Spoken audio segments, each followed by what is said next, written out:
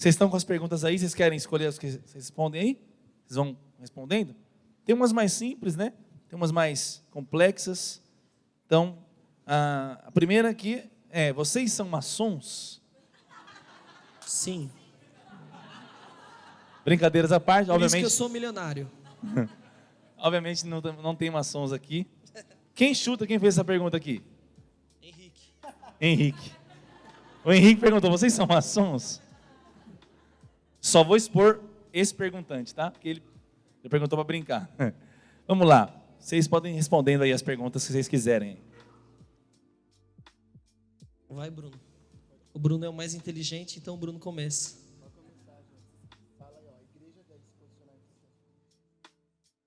Cadê essa? A igreja deve se posicionar em questões políticas?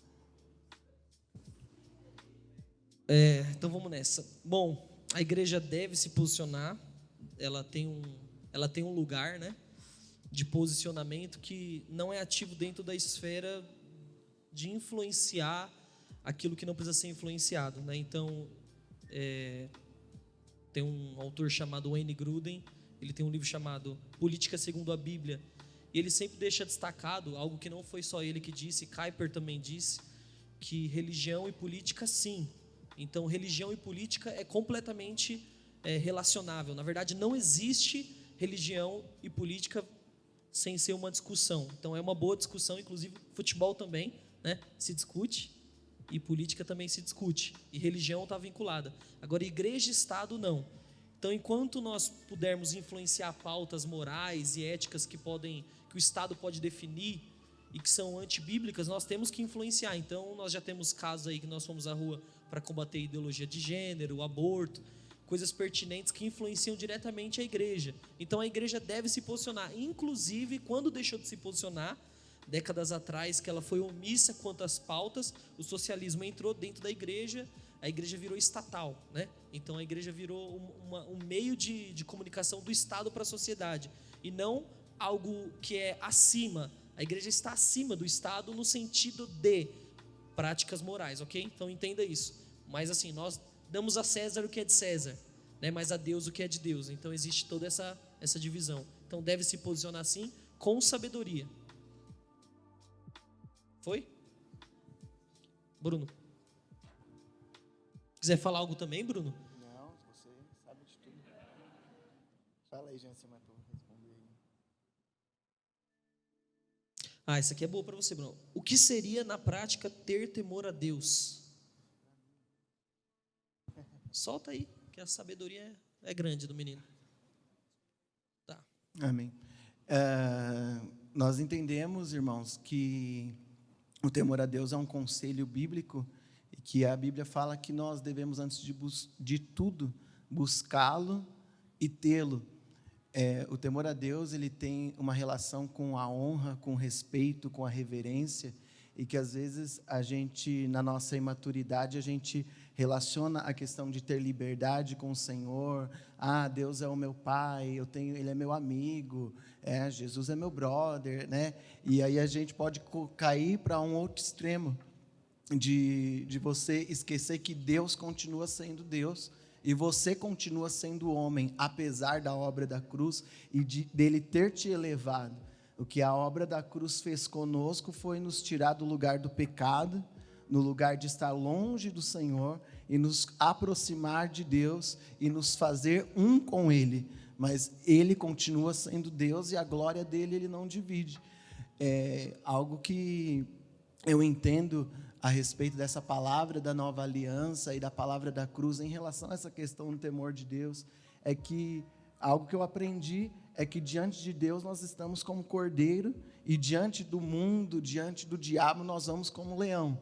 Então, diante do mundo, das circunstâncias, de Satanás, dos demônios, eu me apresento em pé, eu sei quem eu sou com o Senhor, ninguém vai me parar todos os dias da minha vida, eu vou avançar, eu vou conquistar, eu vou correr, eu posso todas as coisas, mas diante Aleluia. do Senhor, eu não tenho nada, eu não sou nada, eu não posso nada, tudo vem dEle, tudo é por Ele, tudo é para Ele, e eu dependo dEle por causa disso. Se Deus A Bíblia quiser, Ele é diz Deus. que os serafins, lá em Isaías capítulo 6, eles tinham 6 asas enquanto eles clamavam santo, santo, santo. Com 2 eles voavam, com 2 eles cobriam os pés e com 2 eles cobriam o rosto. Eles estão diante do Senhor forte, o tempo todo, há muito mais tempo que você, então eles conhecem o Senhor bem de perto, mas eles temem ao Senhor, eles reverenciam ao Senhor, porque reconhecem quem Ele é. Aleluia. Pregação do Aleluia. Evangelho. Outra pergunta aqui: se Deus ama a todos, por que ser gay é pecado? E teoricamente existem os ex-gays. Então, penso que essa pessoa ela tem em mente que o homossexualismo, a homossexualidade é um pecado, né?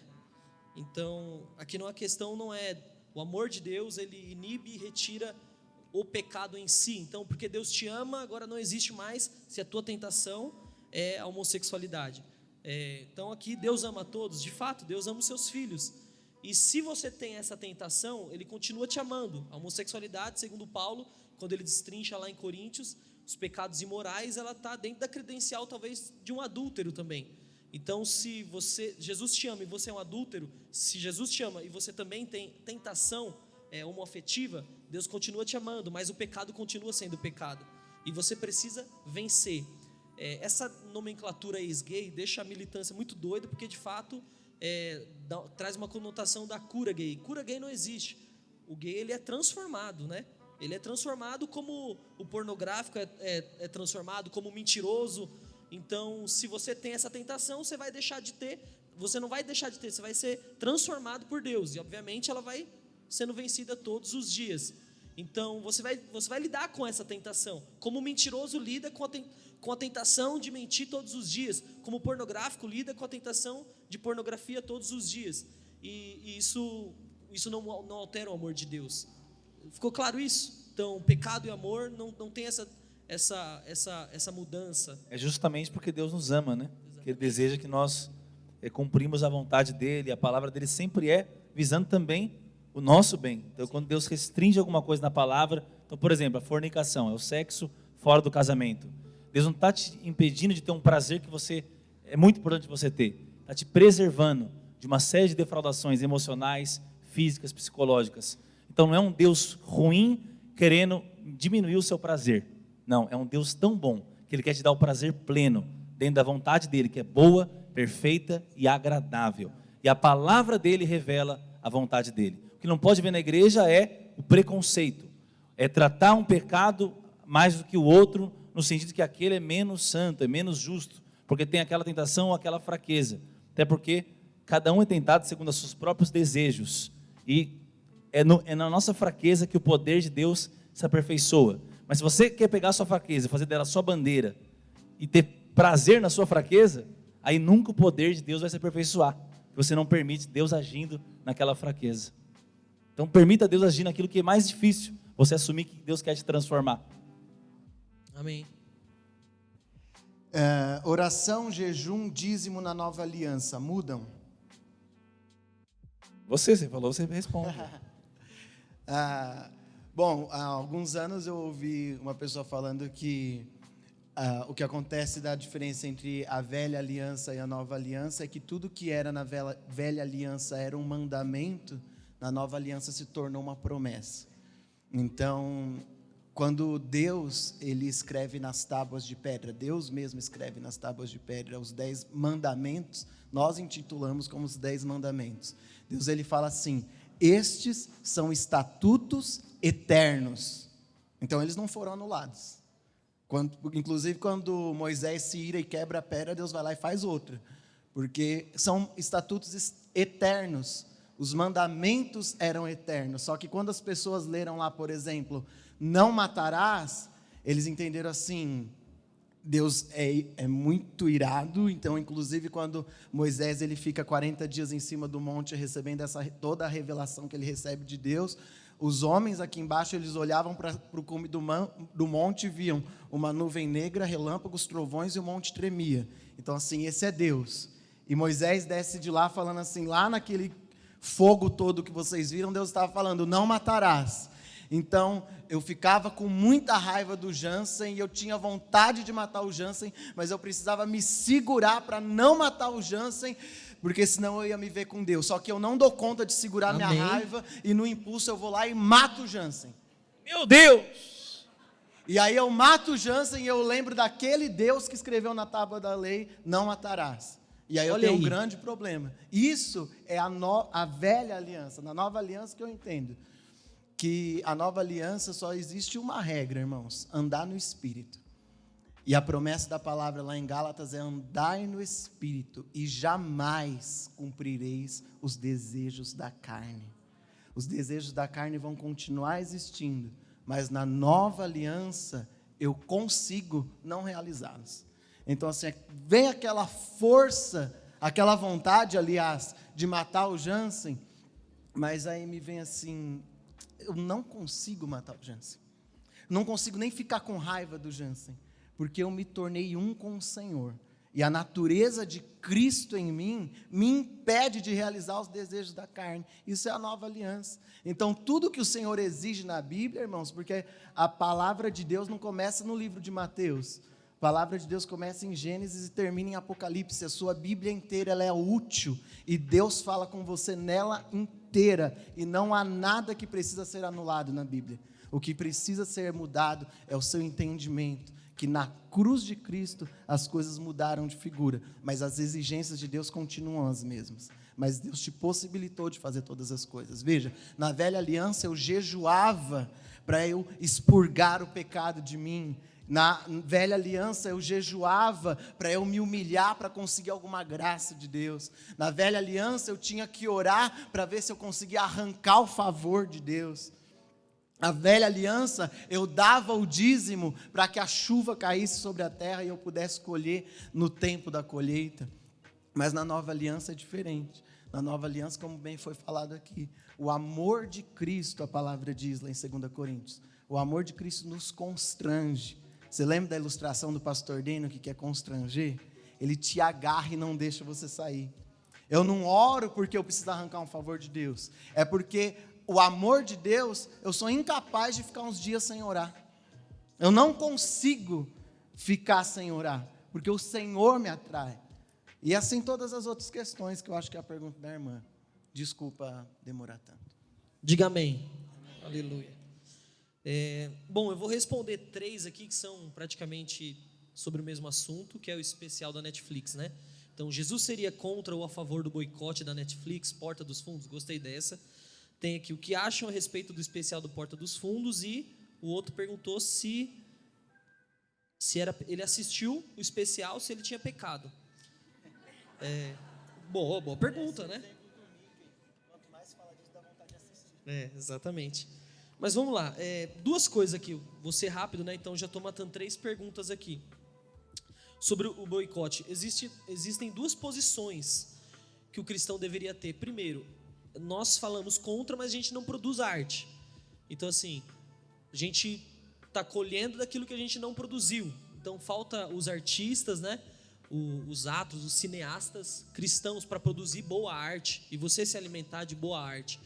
Mas, Jansen, então a gente não deve criticar? Com certeza, falou mal da tua fé, cara. Então nós precisamos ter sabedoria também para defender aquilo que você vive, aquilo que você deu à sua vida, está dando à sua vida. Deve ter sabedoria. E você deve combater aquilo que literalmente está agredindo a tua fé.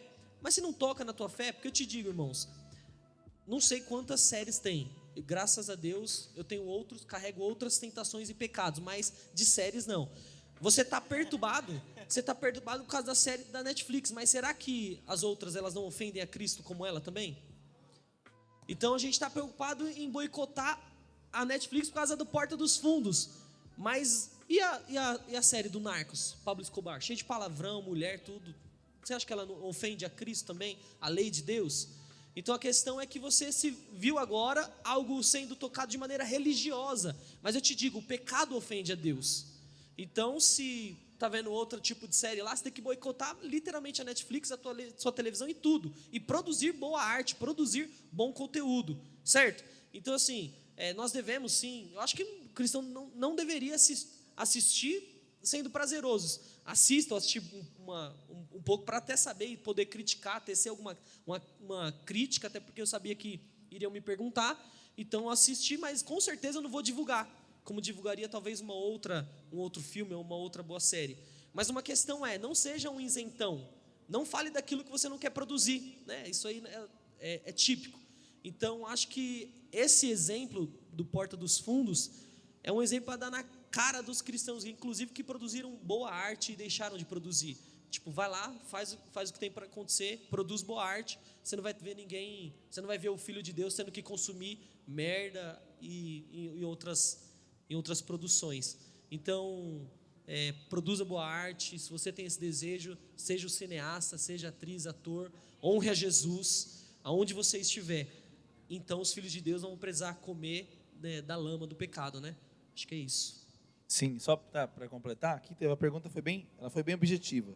Jesus boicotaria ou não Netflix? Eu digo que Jesus faria arte. Ok, ele fez? Então vamos lá. Nos 3 anos do ministério de Jesus, ele pregou o evangelho, ele fez discípulos, ele fez o que tinha que fazer, porque essa era a obra que ele tinha que realizar.